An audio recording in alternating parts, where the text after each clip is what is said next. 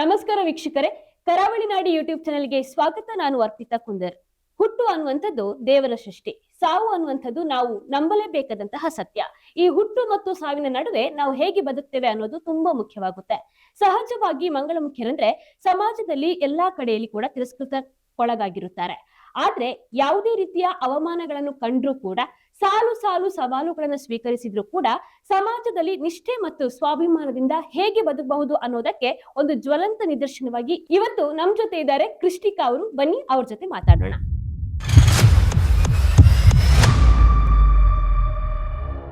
Ma'am, ಕಾರ್ಯಕ್ರಮಕ್ಕೆ ಸ್ವಾಗತ. ಮೊದಲನೇದಾಗಿ ನಿಮ್ಮ ಪರಿಚಯ ಮಾಡೋದಾದ್ರೆ ವೀಕ್ಷಕರಿಗೆ. ನಾನ್ ಕೃಷ್ಟಿಕಾ, ಮಣಿಪಾಲದಲ್ಲಿ ಹುಟ್ಟಿ ಬೆಳೆದು ಎಲ್ಲ ಮಣಿಪಾಲದಲ್ಲೇ. ಅಮ್ಮನ ಜೊತೆ ಇದ್ದೇನೆ. ಅಮ್ಮ ಮತ್ತೆ ಅಜ್ಜಿ ಇದ್ದಾರೆ ನಮ್ಮ ಮನೆಯಲ್ಲಿ. M.Com ವರೆಗೆ ನಾನು ಮಣಿಪಾಲದಲ್ಲೇ M.Com ಮುಗಿಸಿದೆ. Up to 5th Kannada medium ಅಲ್ಲಿ ಇರುತ್ತೆ, ಮತ್ತೆ 6th to 10th English medium. ಆಮೇಲೆ ಎಲ್ಲಾನು M.Com ವರೆಗೆ ಮಣಿಪಾಲದಲ್ಲಿ ಮುಗಿಸಿದೆ. ಮತ್ತೆ B.Ed ಭಟ್ಕಳ ಕಾಲೇಜಲ್ಲಿ, ಭಟ್ಕಳ ಸೌಖ್ಯ ಕಾಲೇಜಲ್ಲಿ B.Ed ಅನ್ನು ಮುಗಿಸಿದೆ, ಧಾರವಾಡ ಯೂನಿವರ್ಸಿಟಿಯಲ್ಲಿ. ಓಕೆ, ಹಾಗಾದ್ರೆ ನಿಮ್ದು ಡಬಲ್ ಗ್ರಾಜುಯೇಟ್ ಅಂತಾನೆ ಹೇಳ್ಬೋದು. M.Com ಆಗಿದೆ, B.Ed ಆಗಿದೆ. ಈಗ ಪ್ರೆಸೆಂಟ್ ಏನ್ ಮಾಡ್ತಾ ಇದ್ದೀರಾ ಅಂತ? ಇವಾಗ ನಾನು ಒಂದು ಸ್ಕೂಲ್ ಅಲ್ಲಿ ಟೀಚರ್ ವರ್ಕ್ ಮಾಡ್ತಿದ್ದೇನೆ. ಓಕೆ, ಯಾವ ಸಬ್ಜೆಕ್ಟ್ ಗೆ? English subject. 2nd to 8th ವರೆಗೆ ಮಾಡ್ತಾ ಇದ್ದೇನೆ. ಓಕೆ, ನಿಮ್ಮ ಬಾಲ್ಯದ ಜೀವನದ ಬಗ್ಗೆ ಹೇಳೋದಾದ್ರೆ ಮ್ಯಾಮ್? ಬಾಲ್ಯದ ಜೀವನ ಅಂತ ಹೇಳಿದ್ರೆ, ನಮ್ಗೆ ಫಸ್ಟಿಗೆ ನಾವು ಹುಟ್ಟಿದಾಗ ನಾವು ಬಾಯ್ ಆಗಿ ಹುಟ್ಟುತ್ತೇವೆ. ನಾರ್ಮಲ್ ಬಾಯ್ ಹೇಗೆ ಹುಟ್ಟುತ್ತಾನೆ ಹಾಗೇನೆ ಅಂಗಾಂಗಗಳೆಲ್ಲ ಸೇಮ್ ಬಾಯ್ ತರನೇ ಇರುತ್ತೆ. ಬಟ್ ನಮ್ಮ ಮನ್ಸಲ್ಲಿ ಏನು ಅಂತ ಹೇಳಿದ್ರೆ, ನಮ್ಗೆ ಅದು ಗರ್ಲಿಗೂ ನನ್ಗೂ ಡಿಫ್ರೆನ್ಸ್ ಇಲ್ಲ. ನಾನು ಕೂಡ ಗರ್ಲ್ ಅಂತಾನೆ ಆಟ ಆಡುವಾಗ ಗರ್ಲ್ ಜೊತೆನೆ, ಅಥವಾ ಆ ಆಟದಲ್ಲೂ ನಮ್ಗೆ ಇರುವಂತದ್ದು ಗರ್ಲ್ ಪಾರ್ಟೇ. ಸೊ ಹಾಗೇನೆ ಹೋಗುತ್ತೆ. ತಿಳುವಳಿಕೆ ಅನ್ನುವಂಥದ್ದು ನಮ್ಗೆ ಒಂದು 3rd 4th ಸ್ಟ್ಯಾಂಡರ್ಡ್ ಅಲ್ಲಿ ಬರುತ್ತೆ ಅಲ್ವಾ. ಸೊ 3rd 4th ಸ್ಟ್ಯಾಂಡರ್ಡ್ ಅಲ್ಲಿ ನನ್ಗೆ ಎಂತ ಹೇಳುದು, ನಾನು ಹೀಗೆ ಇದ್ದೇನೆ, ನಾನು ಗರ್ಲ್ ಅಂತ ಹೇಳಿ ನಾನು ಅದನ್ನೇ ತಿಳ್ಕೊಂಡು ಹಾಗೇನೆ ಮುಂದುವರಿತೇನೆ.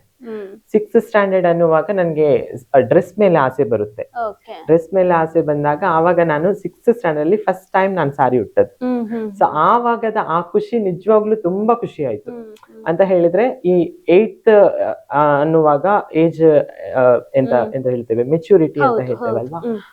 ಆ ಟೈಮ್ ಅಲ್ಲಿ ಎಲ್ರು ಟೀಸ್ ಮಾಡ್ಲಿಕ್ಕೆ ಸ್ಟಾರ್ಟ್ ಮಾಡ್ತಾರೆ.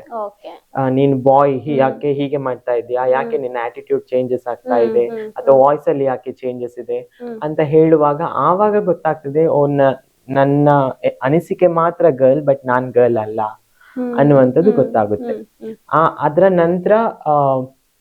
ಅದ್ರ ನಂತರ ಹಾಗೇನೆ ಹೋಗುತ್ತೆ. ಆದ್ರೆ ತುಂಬಾ ಕಷ್ಟಪಟ್ಟಿರ್ತೇವೆ. ಎಂತ ಹೇಳುದು, ಎಲ್ಲರೂ ಟೀಸ್ ಮಾಡ್ತಾ, ಯಾಕೆ ನೀನ್ ಹೀಗಿದ್ಯಾ, ಯಾಕೆ ಹೀಗೆ ಮಾಡ್ತಾ ಇದೀಯಾ, ಮನೆಯವ್ರ ಹತ್ರ ಹೇಳ್ಕೊಳ್ಲಿಕ್ಕೂ ಆಗೋದಿಲ್ಲ, ಅಥವಾ ನಾವು ಅದನ್ನ ತಡ್ಕೊಳ್ಲಿಕ್ಕೂ ಆಗೋದಿಲ್ಲ. ಈ 10th 11th 12th ಅಲ್ಲಿ ಅಂತ ಹೇಳಿದ್ರೆ ನಮ್ಗೆ ಆಸೆಗಳು ತುಂಬಾ ತುಂಬಾ ತುಂಬಾ ಜಾಸ್ತಿ ಆಗುತ್ತೆ. ನಾನು ಕೂಡ ಗರ್ಲ್ ತರನೇ ಇರ್ಬೇಕು, ಗರ್ಲಿಗೂ ನನ್ಗೂ ಡಿಫ್ರೆನ್ಸ್ ಇಲ್ಲ, ನನ್ ಮನ್ಸಲ್ಲಿ ನಾನ್ ಗರ್ಲೇ, ನಾನು ಆ ಡ್ರೆಸ್ ಅನ್ನ ಹಾಕ್ಬೇಕು, ಆ ರೀತಿಯ ಒಂದು ತುಂಬಾ ಕಷ್ಟವಾದ ಸಿಚುವೇಶನ್. ಆಕ್ಚುಲಿ ಹೆಲ್ತ್ ಇಶ್ಯೂಸ್ ಬಂತು ನನ್ಗೆ 6th ಸ್ಟ್ಯಾಂಡರ್ಡ್ ಅಲ್ಲಿ ಡಯಾಬಿಟಿಕ್ ಬಂತು. ಅದ್ರ ನಂತರ BP ಬಂತು. BP ಅಂತ ಹೇಳಿದ್ರೆ ತಲೆ ತಿರುಗಿ ಬಿದ್ದೆ ನಾನು. ತಲೆ ತಿರುಗಿ ಬಿದ್ದ ಮೇಲೆ ನಂಗೆ ಕಿಡ್ನಿ ಪ್ರಾಬ್ಲಮ್ ಆಗಿ ಅದು ಕಿಡ್ನಿ ರಿಮೂವ್ ಮಾಡ್ಬೇಕು ಅಂತ ಹೇಳಿದ್ರು. ಸೊ ರೈಟ್ ಕಿಡ್ನಿ ರಿಮೂವ್ ಮಾಡಿದ್ರು. ಅದಕ್ಕಿಂತ ನೋವು ನಮ್ಗೆ ಇದಾಗಿತ್ತು. ಆ ಸಿಚುವೇಶನ್, ಕಿಡ್ನಿ ರಿಮೂವ್ ಮಾಡಿ ನಾನು 1 month ನಾನು ನೋವಲ್ಲಿದ್ದೆ, ನಡಿಲಿಕ್ಕೆ ಆಗಿಲ್ಲ. ಬಟ್ ಸ್ಟಿಲ್ ಅದೆಲ್ಲ ನಮ್ಗೆ ನೋವಲ್ಲ. ಬಟ್ ಇದು ಅನ್ನುವಂಥದ್ದು ಪಬ್ಲಿಕ್ ನಮ್ಮನ್ನ ನೋಡುವ ರೀತಿ ಆಗಿರ್ಬೋದು, ಅದೆಲ್ಲ ತುಂಬಾ ಕಷ್ಟ ಆಯ್ತು. ನೀವೀಗ ಹೇಳಿದ್ರಿ ಮ್ಯಾಮ್, ಟೀಸ್ ಮಾಡ್ತಾ ಇದ್ರು ಸ್ಕೂಲ್ ಅಲ್ಲೆಲ್ಲ ಅಂತ. ಆಗ ನೀವು ಇದ್ದಂತಹ ಒಂದು ಯಾವ ತರ ಇದ್ರಿ, ನೀವು ಬಾಯ್ ತರನೇ ಇರ್ಬೇಕು, ಬಟ್ ನಿಮ್ಮೊಳಗಿನ ಸಹಜ ಭಾವನೆಗಳನ್ನ ವ್ಯಕ್ತಪಡಿಸೋದು ತುಂಬಾ ಕಷ್ಟ. ಹಾಗಿರುವಾಗ ನಿಮ್ಗೆ ಮನಸ್ಸಲ್ಲಿ ಇರುವುದನ್ನ ನೀವು ಯಾವ ರೀತಿ ಫೀಲ್ ಮಾಡ್ತಿದ್ರಿ ಅಂತ? ಅಂದ್ರೆ ಈಗ ಮನೆಯಲ್ಲಿ ಅಂತ ಹೇಳಿದಾಗ, ಅದೇ ಮನೆಯವರು ಇಲ್ಲದಿದ್ದಾಗ ನಾವು ಡ್ರೆಸ್ ಮಾಡ್ತೇವೆ. ಮನೆಯವರು ಇಲ್ಲದಿದ್ದಾಗ ಲಾಕ್ ಮಾಡ್ಕೊಂಡು ಆ ಸಿಚುವೇಶನ್ ಅನ್ನು ನೋಡ್ಕೊಂಡು, ಕೆಲವೊಮ್ಮೆ ಏನಾಗುತ್ತೆ ಅಂತ ಹೇಳಿದ್ರೆ ಸಡನ್ಲಿ ಬರ್ತಾರೆ, ಮನೆಯವರು ಬಂದ್ಬಿಡ್ತಾರೆ. ಆ ಟೈಮ್ ಅಲ್ಲಿ ನಾವು ಅದನ್ನ ತೆಗ್ದಿಡುವಷ್ಟು ಅಂತ ಹೇಳಿದ್ರೆ ಓಪನ್ ಆಗಿ ತೋರಿಸ್ಲಿಕ್ಕೆ ಆಗಲ್ಲ, ನಾನು ಹೀಗೆ ಡ್ರೆಸ್ ಮಾಡ್ತಾ ಇದ್ದೇನೆ ಅನ್ನುವಂಥದ್ದನ್ನ. ಸೊ ಅದನ್ನ ಮಾಡ್ತಿದ್ದೆ. ಆಮೇಲೆ ನಿಮ್ಮನ್ನ ನೀವು ಅಕ್ಸೆಪ್ಟ್ ಮಾಡ್ಕೊಂಡದ್ದು ಯಾವಾಗ ಮ್ಯಾಮ್? ಅಂದ್ರೆ ಈಗ ಹೌದು, ಸಹಜವಾಗಿ ಈಗ ಮನೆಯವರೆಲ್ಲರಿಗೂ ಕೂಡ ಗೊತ್ತಾಗ್ಬಾರ್ದು ಅನ್ನೋ ರೀತಿಯಲ್ಲೇ ನಾವು ವರ್ತಿಸ್ತಾ ಇರ್ತೀರಿ. ಆದ್ರೆ ನಿಮ್ಗೆ ಇದ್ರಲ್ಲಿ ಖುಷಿ ಇತ್ತಾ? ಅಂದ್ರೆ ಇಲ್ಲ. ಈಗ ಒಂದು ಗಂಡಾಗಿ ಹೆಣ್ಣಿನ ಎಲ್ಲಾ ಭಾವನೆಗಳನ್ನ ಕೂಡ ಅನುಭವಿಸುವಂತಹ ಒಂದು ಸುಖ ನಿಮ್ಗೆ ಹೇಳ್ತಿದ್ರಿ, ನೀವು ಅದ್ರಲ್ಲಿ ಒಂದು ಖುಷಿ ಪಡ್ತಾ ಇದ್ರಿ ಅಂತ. ಆ ಒಂದು ಅನುಭವ ನಿಮ್ಗೆ ಖುಷಿ ಕೊಡ್ತಾ ಇತ್ತಾ ಅಂತ? ಹಾ. ಯಾವಾಗ ಅಕ್ಸೆಪ್ಟ್ ಮಾಡ್ಕೊಂಡ್ರಿ ಅದನ್ನ? ಆ ಡ್ರೆಸ್ ಮಾಡುವಂತದ್ದನ್ನ ಆಕ್ಸೆಪ್ಟ್ ಮಾಡ್ಕೊಂಡೆ ಅಂತ ಹೇಳಿದ್ರೆ, ಆ ರೂಮ್ ಒಳಗೆ ನಾನು ಹೆಣ್ಣಾಗಿದ್ದೇನೆ ಅನ್ನುವಂಥದ್ದು ನನ್ಗೆ ಅದು ತುಂಬಾ ಖುಷಿ ಆಗ್ತಾ ಇತ್ತು. ಅಂಡ್ ಒಂದು ಮೂವಿಯನ್ನ ನೋಡಿದ ಕೂಡ್ಲೆ ಆ ಮೂವಿಯಲ್ಲಿ ಬರುವಂತ ಹೆಣ್ಣಿನ ಪಾತ್ರಗಳು, ಅಲ್ಲಿ ಡೆಲಿವರಿ ಆಗಿರ್ಬೋದು ಅಥವಾ ವಿಧವಾ ಕೋಲ ಆಗಿರ್ಬೋದು, ಅದನ್ನೆಲ್ಲ ನಾವು ಮಾಡಿ ನೋಡ್ತಾ ಇದ್ವಿ. ಬಟ್ ಆ ನೋವು ಅಥವಾ ಅದರಲ್ಲಿ ಫೀಲಿಂಗ್ಸ್ ಏನಿರುತ್ತೆ ಅದೆಲ್ಲ ನಿಜ ಆಗ್ತಿತ್ತು. ಆದ್ರೆ ಅದನ್ನ ನಾನು ಹೊರಗಡೆ ತೋರಿಸ್ಕೊಳ್ಲಿಕ್ಕೆ ಆಗ್ತಾ ಇಲ್ಲ. ಅದು ನನ್ಗೆ ತುಂಬಾನೇ ಕಷ್ಟ ಆಗ್ತಾ ಇತ್ತು. ಹ್ಯಾಪಿನೆಸ್ ಅಂತ ಹೇಳಿದ್ರೆ ಆ ಸಿಚುವೇಶನ್ಗೆ ಒಂದು 5 ನಿಮಿಷಕ್ಕೆ ನಾವು ಡ್ರೆಸ್ ಮಾಡ್ತೇವಾ, ಆ ಸಿಚುವೇಶನ್ಗೆ ಹ್ಯಾಪಿ. ಯಾವ ಏಜ್ ಅಲ್ಲಿ ಗೊತ್ತಾಯ್ತು ಮ್ಯಾಮ್ ಇದು ಅಂತ? ಆ ಚೇಂಜಸ್ ನಿಮ್ಗೆ ಯಾವ ಏಜ್ ಅಲ್ಲಿ ಗೊತ್ತಾಯ್ತು? ಅಂದ್ರೆ ಯಾವ ಏಜ್ ಅಲ್ಲಿ ನಿಮ್ಗೆ ನೀವು ಅಂದ್ರೆ ಬಾಯ್ ಅಲ್ಲ, ಏನೋ ಒಂದು ಬದಲಾವಣೆ ಆಗಿದೆ ನನ್ನಲ್ಲಿ ಅಂತ ಕರೆಕ್ಟ್ ಆಗಿ ಗೊತ್ತಾಗಿರೋದು ಅದೇ ಯಾವಾಗ? 8th 9th ಅಲ್ಲಿ ನಾನ್ ಬಾಯ್ ಅಲ್ಲ. ಮನೆಯವರಿಗೆ ಯಾವ ರೀತಿ ಇದನ್ನ ತಲುಪಿಸಿದ್ರಿ? ಹೇಗಿತ್ತು ಮನೆಯವರ ರಿಯಾಕ್ಷನ್ ಅಂತ? ಆಕ್ಚುಲಿ ಮನೆಯವರಿಗೆ ನಾನು ಇದನ್ನ ಹೇಳೇ ಇಲ್ಲ, ಅಂದ್ರೆ ಹೈಸ್ಕೂಲ್ ಲೆವೆಲ್ ಅಲ್ಲೇ ಹೇಳಲಿಲ್ಲ. ಬಟ್ ನಮ್ಮ ಅಟಿಟ್ಯೂಡ್ಸ್ ಗೊತ್ತಾಗುತ್ತಲ್ಲ, ಸೊ ಫ್ಯಾಮಿಲಿ ಮೆಂಬರ್ಸ್ ಕೂಡ ನನ್ನನ್ನ ಟೀಸ್ ಮಾಡಿದವ್ರು ಇದ್ದಾರೆ. ನಾವು ವಾಶ್ರೂಮ್ ಹೋದಾಗ, ಈಗ ನಾನು ಮೇಲ್ ಆಗಿದ್ದೇನೆ, ಸೊ ಮೇಲ್ ವಾಶ್ರೂಮ್ಗೆ ನಾನು ಹೋಗ್ಬೇಕು. ಬಟ್ ಆಗೋ ಕಷ್ಟ ಅದು, ಬಟ್ ಸ್ಟಿಲ್ ನಾವು ಹೋಗ್ಲೇಬೇಕಾಗುತ್ತೆ. ಆವಾಗ ನೀನ್ ಯಾಕೆ ಈ ವಾಶ್ರೂಮಿಗೆ ಬರ್ತಿ, ಲೇಡೀಸ್ ವಾಶ್ರೂಮಿಗೆ ಹೋಗ್ಬೇಕಲ್ಲ. ಅಂದ್ರೆ ನಮ್ಮ ಆಟಿಟ್ಯೂಡ್ ಅನ್ನ ನೋಡಿಕೊಂಡು ಅವ್ರ ಆವಾಗೆಲ್ಲ ಟೀಸ್ ಮಾಡುವಾಗ ಅದು ತುಂಬಾ ಕಷ್ಟ ಆಗ್ತಾ ಇತ್ತು. ಆದ್ರೆ ನಾನ್ ಮನೆಯಲ್ಲಿ ಹೇಳಿದ್ದು ಬಂದು ನನ್ನ ಎಲ್ಲ ಎಜುಕೇಶನ್ ಎಲ್ಲ ಮುಗಿಸಿದ ಮೇಲೆ ನಾನು ಜಾಬಿಗೆ ಹೋಗೋ ಟೈಮ್ ಅಲ್ಲಿ ನಾನು ಹೀಗೆ ಇದ್ದೇನೆ ಅಂತ ಹೇಳ್ದೆ. ಬಟ್ ಹೇಳಿದಾಗ ಆಕ್ಸೆಪ್ಟ್ ಮಾಡಿಲ್ಲ. ಆಕ್ಚುಲಿ ಮಂಗಳಮುಖಿಯರಿಗೆ ತುಂಬಾ ನೋವು ಕೊಡುವಂತದ್ದಿದೆ ಅಂತ ಹೇಳಿದ್ರೆ, ನಮ್ಮ ಮನೆಯವರು ನಮ್ಮನ್ನ ಅರ್ಥ ಮಾಡಿಕೊಳ್ಳೋದಿಲ್ಲ. ನಾನು ಹೇಳಿದಾಗ ನನ್ಗೆ ನನ್ನ ಮನೆಯವರು ಹೇಳಿದ್ದು, ನೀನು ಕೂಡ ಹೋಗಿ ಅವ್ರ ತರನೇ ಭಿಕ್ಷೆ ಬೇಡು ಅಥವಾ ಸೆಕ್ಸ್ ವರ್ಕ್ ಮಾಡು ಅನ್ನುವಂಥದ್ದನ್ನೇ ಹೇಳಿದ್ರು. ಸೊ ಆವಾಗ ನಾನ್ ಹೇಳಿದೆ ಅಂತ ಹೇಳಿದ್ರೆ, ನಾನು ಎಜುಕೇಟೆಡ್, ನನ್ನ M.Com B.Ed ಎಲ್ಲ ಮಾಡಿದ್ದೇನೆ, ನಾನು ಎಜುಕೇಟೆಡ್. ಕಲಿಯದೇ ಇದ್ದವರು ನಮ್ಮಲ್ಲಿ ಮಂಗಳಮುಖಿಯರು ಇದ್ದಾರೆ, ನಾನು ಇಲ್ಲ ಅಂತ ಹೇಳ್ತಾ ಇಲ್ಲ. ಸೆಕ್ಸ್ ವರ್ಕ್ ಬೇಕಿಂಗ್ ಮಾಡ್ತಾ ಇದ್ದಾರೆ. ಬಟ್ ಅದು ಅವರಿಗೆ ಅನಿವಾರ್ಯ, ಯಾಕಂದ್ರೆ ಅವ್ರು ಕಲ್ತಿಲ್ಲ, ಕಲಿಯದೆ ಮನೆಯಿಂದ ಹೊರಗೆ ಬಂದಿರ್ತಾರೆ. ಕಲ್ತವಳು ನಾನೇ ಇಷ್ಟು ಕಷ್ಟ ಪಡ್ತಾ ಇದ್ದೇನೆ, ಬಟ್ ಕಲಿಯದೆ ಇರುವವರು ಅವ್ರು ಅದನ್ನೇ ಮಾಡ್ಬೇಕು. ಸೊ ನಾನ್ ಹೀಗೆ ಅಂತ ಹೇಳಿದ್ರೆ, ನಾನು ಕಲ್ತಿದ್ದೇನೆ, ಸೊ ನಾನು ಟೀಚಿಂಗ್ ಮಾಡಿಯೇ ಮಾಡ್ತೇನೆ. ಆದ್ರೆ ಆವಾಗ ನಾನು ಏನು ಹೇಳುದು, ಸರ್ಜರಿ ಎಲ್ಲ ಮಾಡ್ಕೊಂಡಿರ್ಲಿಲ್ಲ. ಸೊ ಹಾಗಾಗಿ ಆವಾಗ ಅವ್ರು ಹೇಳಿದ್ದು ಈ ವಿಷಯ ಅವ್ರ ಹತ್ರ ಓಪನ್ ಆಗಿ ಹೇಳ್ದೆ. ಅದ್ರ ನಂತರ ಅಮ್ಮ ಮಾತಾಡಿಲ್ಲ, ಒಂದು 15 to 20 days ಅಮ್ಮನ ಹತ್ರ ಮಾತಾಡಿಲ್ಲ. ಸೊ ಆ ಟೈಮಲ್ಲಿ ಏನಾಯ್ತು ಅಂತ ಹೇಳಿದ್ರೆ, ನನ್ಗೆ ಅಮ್ಮ ಮಾತ್ರ ತುಂಬಾ ಫ್ರೆಂಡ್. ನಾನು ಕಾಲೇಜಿಗೆ ಹೋದಾಗ್ಲೂ, ಕಾಲೇಜ್ ಟು ಸ್ಕೂಲ್ ಅಷ್ಟೇ, ಸಾರಿ ಕಾಲೇಜ್ ಟು ಮನೆ ಅಷ್ಟೇ, ಮತ್ತೆ ಎಲ್ಲಿ ಸಹ ಹೋಗೋದಿಲ್ಲ ಬರೋದಿಲ್ಲ, ಅಥವಾ ಫ್ರೆಂಡ್ಸ್ ಕ್ಲೋಸ್ ಇಲ್ಲ. ಅಮ್ಮ ಮಾತ್ರ ಬೆಸ್ಟ್ ಫ್ರೆಂಡ್. ಸೊ ಅಮ್ಮ ನಂತರ ಮಾತಾಡಿಯೇ ಇಲ್ಲ. ಸೊ ಆವಾಗ ನನ್ಗೆ ಏನು ಅನಿಸ್ತು ಅಂತ ಹೇಳಿದ್ರೆ, ನಾನು ಹೇಗಾದ್ರೂ ಚೇಂಜ್ ಆಗ್ಬೇಕು, ಅಮ್ಮನಿಗೋಸ್ಕರ ನಾನು ಚೇಂಜ್ ಆಗ್ಬೇಕು ಅಂತ ಹೇಳಿ ನಾನು ಕೌನ್ಸಿಲಿಂಗ್ ಹೋದಲ್ಲಿ ಅಲ್ಲಿ ಡಾಕ್ಟರ್ಸ್ ಎಂತ ಹೇಳಿದ್ರು ಅಂತ ಹೇಳಿದ್ರೆ, ನಿಮ್ಗೆ ಇರುವಂತದ್ದು ಇದು ನಾರ್ಮಲ್ ವಿಷಯ, ಎಲ್ರಿಗೂ ನಾರ್ಮಲ್ ಆಗಿ ಕೆಲವರಿಗೆ ಆಗುತ್ತೆ. ಸೊ ಅದನ್ನ ನೀವು ಮುಚ್ಚಿಟ್ಟು, ಈಗ ಫೋರ್ಸ್ಫುಲ್ ಆಗಿ ನಿಮ್ಮ ಅಮ್ಮನಿಗೋಸ್ಕರ ಮುಚ್ಚಿಟ್ರೆ, ಈಗ ನಾವು ಒಂದು ಬಾಕ್ಸ್ ಅಲ್ಲಿ ಏನಾದ್ರೂ ಒಂದು ಕ್ಲೋಸ್ ಮಾಡಿ ಇಟ್ಟಾಗ ಅದು ಒಮ್ಮೆಲೆ ಬ್ಲಾಸ್ಟ್ ಆಗುತ್ತಲ್ಲ, ಆ ರೀತಿ ಆಗುತ್ತೆ. ಆವಾಗ ನಿಮ್ಮ ಸಿಚುವೇಶನ್ ತುಂಬಾ ಕ್ರಿಟಿಕಲ್ ಆಗುತ್ತೆ. ಸೊ ಹಾಗೆ ಇರ್ಬೇಡಿ, ಅಮ್ಮನಿಗೋಸ್ಕರ ನಿಮ್ಮ ಫೀಲಿಂಗ್ಸ್ ಅನ್ನ ನೀವು ಮಾಡಬೇಡಿ ಅಂತ ಹೇಳಿದ್ರು. ಬಟ್ ಸ್ಟಿಲ್ ನಾನ್ ಡಾಕ್ಟರ್ ಹತ್ರ ಏನ್ ಹೇಳಿದೆ ಅಂತ ಹೇಳಿದ್ರೆ, ನನ್ನನ್ನು ಸರಿ ಮಾಡಿ, ನನ್ನನ್ನು ಚೇಂಜ್ ಮಾಡಿ ಅಂತ. ಬಟ್ ಅದು ಆಗಿಲ್ಲ. ಓಕೆ, ಎಜುಕೇಶನ್ ಮಾಡಿದ್ರಿ, ಈಗ ಡಬಲ್ ಡಿಗ್ರಿ ಗ್ರಾಜುಯೇಟ್ಸ್ ನೀವು, M.Com ಮಾಡಿದ್ರಿ, B.Ed ಮಾಡಿದ್ರಿ. ಸೊ ಆ ಟೈಮ್ ಅಲ್ಲಿ ಯಾವ ತರ ಇತ್ತು? ಅಂದ್ರೆ ಕಾಲೇಜ್ ಅಲ್ಲಿ ನಿಮ್ಮನ್ನ ಟ್ರೀಟ್ ಮಾಡ್ತಿದ್ದಂತಹ ರೀತಿ ಆಗಿರಬಹುದು, ಅಥವಾ ನಿಮ್ಮ ಎಜುಕೇಶನ್ ಲೈಫ್ ಕಾಲೇಜ್ ಯಾವ ತರ ಇತ್ತು ಅಂತ? ಆಕ್ಚುಲಿ ನಾವ್ ಅದನ್ನ ಓಪನ್ ಅಪ್ ಆಗೋದೇ ಇಲ್ಲ ಅಂತ ಹೇಳಿದ್ರೆ, ಟೀಸ್ ಮಾಡ್ತಾರೆ ಅಥವಾ ನಮ್ಮನ್ನ ಅರ್ಥ ಮಾಡಿಕೊಳ್ಳೋದಿಲ್ಲ ಅನ್ನುವಂಥದ್ದು. ಇನ್ನೊಂದು ವಿಷಯ ಏನು ಅಂತ ಹೇಳಿದ್ರೆ, ಲೆಕ್ಚರ್ಸ್ ಕೂಡ ನಮ್ಮ ಹತ್ರ ಅಬ್ಯೂಸ್ ಮಾಡಿದಿದೆ. ಸೊ ಹಾಗಾಗಿ ನಾವು ಅದನ್ನ ಓಪನ್ ಅಪ್ ಆಗಿ ಹೇಳಲಿಕ್ಕೆ ಬಾರದು. ನಮ್ಮ ಅಟಿಟ್ಯೂಡ್ ನೋಡುವಾಗ್ಲೇ ಗೊತ್ತಾಗುತ್ತೆ ನಾರ್ಮಲ್ ಆಗಿ.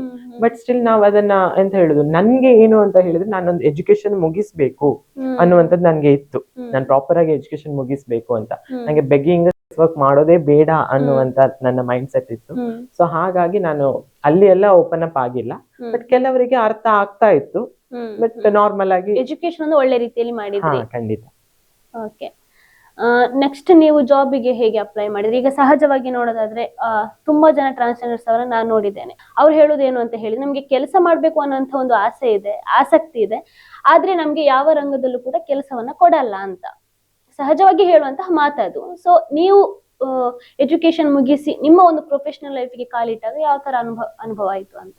ತುಂಬಾ ಸ್ಕೂಲ್ಸ್ ಅನ್ನ ಹತ್ತಿ ಇಳಿದೆ. ಸ್ಕೂಲ್ಸ್ ಮಾತ್ರ ಅಲ್ಲ, ಕೆಲವೊಂದು ಏನ್ ಹೇಳುದು ಬೇರೆ ಸೆಕ್ಟರ್ಸ್ ಕೂಡ ಹೋಗಿ ಹತ್ತಿ ಇಳಿದೆ. ಬಿಕಾಸ್ ನಾನು M.Com B.Ed ಅಲ್ವಾ, ಸೊ ಕಾಮರ್ಸ್ ಗ್ರಾಜುಯೇಷನ್ ಕೂಡ ಇದೆ ನನ್ನ ಹತ್ರ ಅಂತ ಹೇಳಿ ಬೇರೆ ತುಂಬಾ ಸ್ಕೂಲ್ಸ್ ಅಲ್ಲಿ ಒಂದು ಆಕ್ಚುಲಿ ಉಡುಪಿಯಲ್ಲಿ ಫೇಮಸ್ ಆದ ಮೆಡಿಕಲ್ ಅಲ್ಲಿ ಮ್ಯಾನೇಜರ್ ಅನ್ನ ಮೀಟ್ ಆಗಿದ್ದೆ ನಾನು.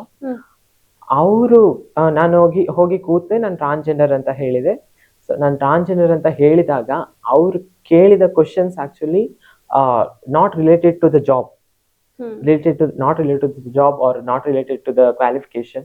ಅವ್ರು ಕೇಳಿದ್ದು ಹೇಗೆ ನಿಮ್ಮ ಬಾಡಿಯಲ್ಲಿ ಚೇಂಜಸ್ ಆಗುತ್ತೆ, ಹೇಗೆ ನಿಮ್ಮ ಪಾರ್ಟ್ ಅಲ್ಲಿ ವೇರಿಯೇಷನ್ ಆಗುತ್ತೆ, ಯಾವ ರೀತಿ ಗ್ರೋತ್ ಆಗುತ್ತೆ, ಯಾವ ರೀತಿ ಸರ್ಜರಿ ಆಗುತ್ತೆ.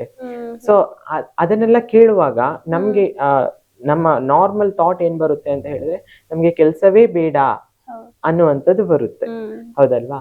ಅದರ ನಂತರ ಬೇರೆ ಸ್ಕೂಲ್ಸ್ ಅನ್ನು ಹತ್ತಿ ಇಳಿದಿದ್ದೇನೆ. ಆದ್ರೆ ನಾನು ಈ ಸ್ಕೂಲ್ ಅಲ್ಲಿ ಅಪ್ಲೈ ಮಾಡಿದ್ದಕ್ಕೋಸ್ಕರ ಸೊ ಅಲ್ಲಿ ಏನು ಹೇಗೆ ಅಂತ ನಂಗೆ ಗೊತ್ತಿರ್ಲಿಲ್ಲ ಸಿಚುವೇಶನ್. ಬಟ್ ನಂಗೆ ಕಾಲ್ ಬಂದಾಗ ನಾನು ರಿಸೀವ್ ಮಾಡಿ ಮಾತಾಡಿದೆ. ಅವಾಗ ಹೇಳಿದ್ರು ವೇಕೆನ್ಸಿ ಇದೆ, ನೀವು ಬಂದು ಮಾತಾಡಿ ಹೋಗಿ ಅಂತ. ಸೊ ಅವಾಗ ನಾನು ಹೇಳಿದೆ ನಾನು ಟ್ರಾನ್ಸ್ಜೆಂಡರ್ ಹೀಗೆ ಅಂತ.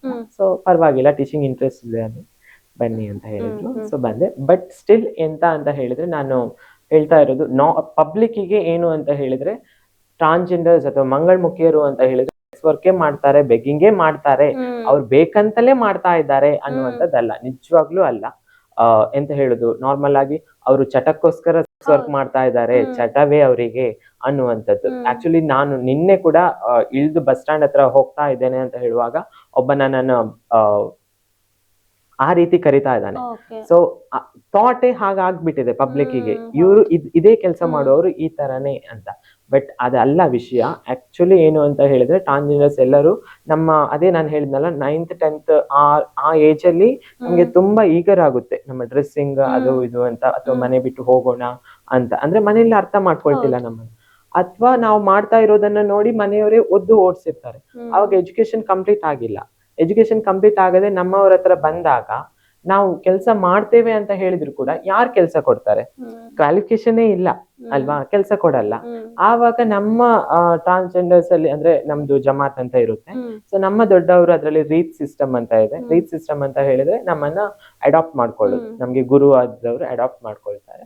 ಆವಾಗ ಅವರು ಇಡುವಂತದ್ದು, ಯಾಕಂದ್ರೆ ಅವರು ಕೂಡ ಮಾಡಿ ಬಂದದ್ದು ಅದೇ ರೀತಿ, ಕೆಲ್ಸಕ್ಕೆ ಹೋಗಿಲ್ಲ. ಸೊ ಹಾಗಾಗಿ 2 ಆಪ್ಷನ್ ಇರುತ್ತೆ, ಬೆಗ್ಗಿಂಗ್ ಮತ್ತೆ ವರ್ಕ್ ಅಂತ. ಸೊ ಹಾಗಾಗಿ ಅವ್ರು ಅದನ್ನ ಆಪ್ಟ್ ಮಾಡ್ಕೊಳ್ತಾರೆ. ಅದು ಅನಿವಾರ್ಯ. ಅದಕ್ಕೋಸ್ಕರ ಇನ್ನೊಂದು ಏನು ಅಂತ ಹೇಳಿದ್ರೆ, ಟ್ರಾನ್ಸ್ಜೆಂಡರ್ಸ್ ಯಾರು ಹೊರಗೆ ಬಂದು ವರ್ಕೋ ಬೆಗ್ಗಿಂಗೋ ಮಾಡ್ತಾ ಇದ್ದಾರೆ ಅಂತ ಹೇಳಿದ್ರು ಕೂಡ ಮನೆಯವರಿಗೆ ಗೊತ್ತಿದ್ರು ಅವರು ದುಡಿಯುವಂತ ಹಣ ಬೇಕು, ಬಟ್ ನಾವು ಬೇಡ, ಮಂಗಳಮುಖಿಯವರು ಬೇಡ. ಆಕ್ಚುಲಿ ನನ್ನ ಫ್ರೆಂಡ್ಸ್ ಕೂಡ ತುಂಬಾ ಜನ ಇದ್ದಾರೆ. ನನ್ನ ಕ್ಲೋಸ್ ಫ್ರೆಂಡ್ ಒಬ್ಳಿದ್ದಾಳೆ, ಅವಳು ಮನೆಗೆ ಹೋಗ್ತಾ ಇಲ್ಲ, ಒಂದು 5-6 ವರ್ಷ ಆಯ್ತು. ಬಟ್ ಸಿಸ್ಟರಿಗೋಸ್ಕರ, ಅಕ್ಕನಿಗೋಸ್ಕರ, ಅಪ್ಪ ಅಮ್ಮನಿಗೋಸ್ಕರ, ಹೆಲ್ತಿಗೋಸ್ಕರ ಎಷ್ಟೋ ಲೋನ್ಸ್ ಅನ್ನ ತೆಗೆದು ಅವಳು ಈಗ ಕೊಟ್ಟಿದ್ದಾಳೆ ಹಣವನ್ನ. ಬಟ್ ಸಿಸ್ಟರ್ ಇದು ಮ್ಯಾರೇಜಿಗೆ ಬರ್ತೇನೆ ಅಂದ್ರೆ ಅವಳನ್ನ ಬರೋದ್ ಬೇಡ ಅಂತ ಹೇಳಿದ್ರು. ಮನೆಯವರೇ ಹೇಳಿದ್ದಾರೆ. ಆವಾಗ ಹೇಗಾಗ್ಬೋದು ಅಲ್ವಾ, ಅಷ್ಟು ಕಷ್ಟಪಟ್ಟು.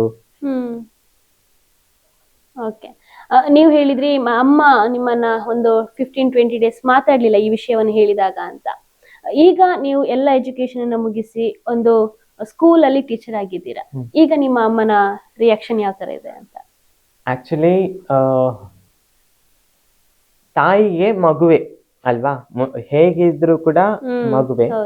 ಆದ್ರೆ ಏನು ಅಂತ ಹೇಳಿದ್ರೆ, ನನ್ನ ಅಮ್ಮ ಇಲ್ಲಿಯವರೆಗೆ ನನ್ನನ್ನ ಹೀಗೆ ಆಕ್ಸೆಪ್ಟ್ ಮಾಡ್ಕೊಂಡಿದಾರಾ ಅಂತ ಹೇಳಿದ್ರೆ ನಿಜವಾಗ್ಲೂ ಇಲ್ಲ.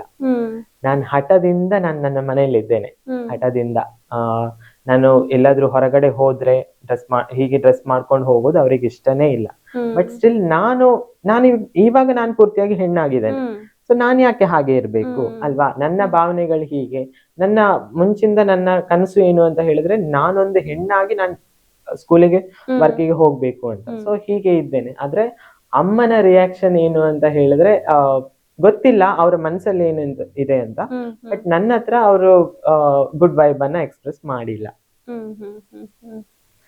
ಅಂತೂ ಒಟ್ಟಿಗೆ ಇದ್ದೀರಿ. ಹಾ, ಖಂಡಿತ ಒಟ್ಟಿಗಿದ್ದೇನೆ ಅಂತ ಹೇಳಿದ್ರೆ ನಾನು ಒಬ್ಬನೇ ಹುಡುಗ ಆಗಿ ಹುಟ್ಟಿದ ಮನೆಯಲ್ಲಿ, ಮತ್ತೆ ಯಾರು ಅಣ್ಣ ತಮ್ಮ ಅಕ್ಕ ತಂಗಿ ಯಾರು ಇಲ್ಲ. ಒಬ್ರೇ ಮಗ. ಹೌದು. ಓಕೆ.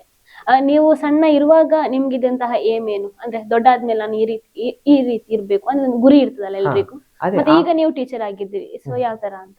ಆವಾಗ ಡಾಕ್ಟರ್ ಅಥವಾ ಟೀಚಿಂಗ್ ಅಂತ ಎರಡೇ ಆಪ್ಷನ್ ಇತ್ತು. ಟೀಚಿಂಗ್ ಇತ್ತು, ನಿಜವಾಗ್ಲೂ ಇತ್ತು. ಅಂತ ಹೇಳಿದ್ರೆ ನನ್ನ ಫೀಲಿಂಗೇ ಹಾಗೆ ಇತ್ತಲ್ಲ, ಲೇಡೀಸ್ ಫೀಲಿಂಗ್ ಇದ್ದಾಗ ನಾನ್ ಮನೆಯಲ್ಲಿ ಆಟ ಆಡುವಾಗ್ಲೂ ಏನ್ ಮಾಡ್ತಿದ್ದೆ ಅಂತ ಹೇಳಿದ್ರೆ ಕ್ಲಾಸ್ ತರ ಒಂದ್ ಸೆಟ್ ಮಾಡ್ಕೊಂಡು ಬೋರ್ಡ್ ತರ ಸೆಟ್ ಮಾಡ್ಕೊಂಡು ಆವಾಗ್ಲೇ ಆ ಟೈಮಲ್ಲಿ ಟೀಚರ್ ಅಂತ ಹೇಳಿ.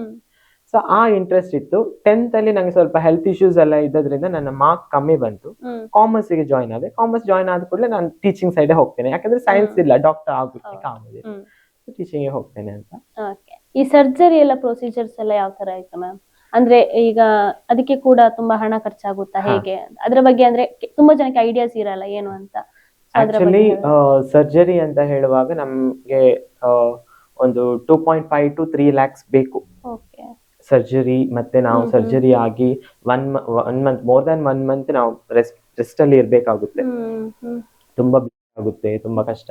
ಸೊ ಆ ಟೈಮ್ ನಾನು ಸೇವಿಂಗ್ಸ್ ಮಾಡಿ ಇಟ್ಟಿದ್ದೆ. ಸೊ ನನ್ನ ಸರ್ಜರಿಗೋಸ್ಕರ ಸೇವಿಂಗ್ಸ್ ಮಾಡಿ ಇಟ್ಟಿದ್ದೆ. ಬಟ್ ಆಕ್ಚುಲಿ ಏನು ಅಂತ ಹೇಳಿದ್ರೆ ನಮ್ಗೆ ಬರೀ ಆ 2.5 ಅಥವಾ 3 lakh ಅಲ್ಲೇ ನಮ್ಮದು ಎಲ್ಲಾನು ಮುಗ್ದು ಬಿಡಲ್ಲ. ಬಟ್ ಟ್ರಾನ್ಸ್ಜೆಂಡರ್ ಅಂತ ಹೇಳುವಾಗ ಕೆಲವರು ಟಾಪ್ ಬಾಟಮ್ ಎರಡೂ ಸರ್ಜರಿ ಮಾಡ್ಕೊಳ್ತಾರೆ. ಸೊ ಅವರಿಗೆ ಟಾಪಿಗೆ 2 lakhs 2 to 3 lakhs ಬೇಕು, ಬಾಟಮಿಗೆ 2 to 3 lakhs ಬೇಕು.